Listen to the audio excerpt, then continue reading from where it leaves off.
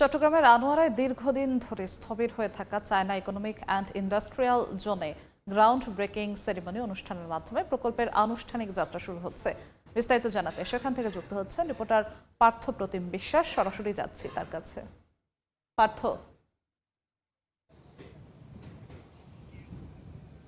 এক যুগেরও বেশি সময় স্থবির থাকার পর যাত্রা শুরু হতে যাচ্ছে চায়না ইকোনমিক জোনের। আজকে এর ভিত্তিপ্রস্তর অনুষ্ঠিত হবে এবং কিছুক্ষণের মধ্যেই অর্থ পরিকল্পনা মন্ত্রী আমির খসরু মাহমুদ চৌধুরী, স্বরাষ্ট্রমন্ত্রী সালাউদ্দিন আহমেদ কিন্তু এখানে এসে উপস্থিত হবেন এবং এই জন্য যে ধরনের প্রস্তুতি নেওয়া প্রয়োজন সকল ধরনের প্রস্তুতি কিন্তু ইতিমধ্যে নেওয়া হয়েছে এবং আমরা দেখছি অনুষ্ঠানে যারা গণ্যমান্য ব্যক্তিবর্গ রয়েছেন সবাই কিন্তু আসলে আসতে শুরু করেছেন।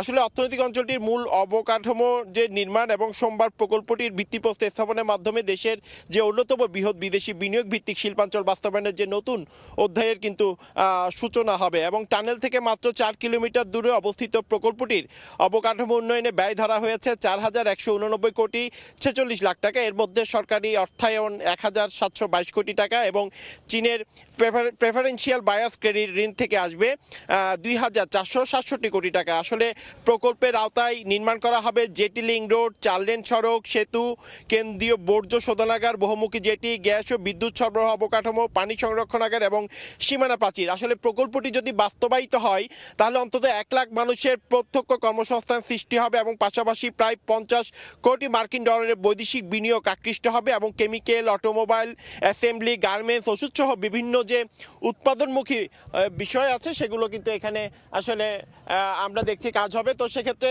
বলা যায় ভিত্তিপ্রস্তর অনুষ্ঠানকে কেন্দ্র করে সকল ধরনের ব্যবস্থা গ্রহণ করা হয়েছে। কিছুক্ষণের মধ্যে মন্ত্রীরা আসলে অনুষ্ঠান শুরু হবে। তো এই ছিল আমার কাছে এখনো পর্যন্ত চায়না ইকোনমিক জোন থেকে এখানকার সর্বশেষ খবর। চট্টগ্রাম থেকে যুক্ত হয়েছিলেন সহকর্মী পার্থ প্রতিম বিশ্বাস।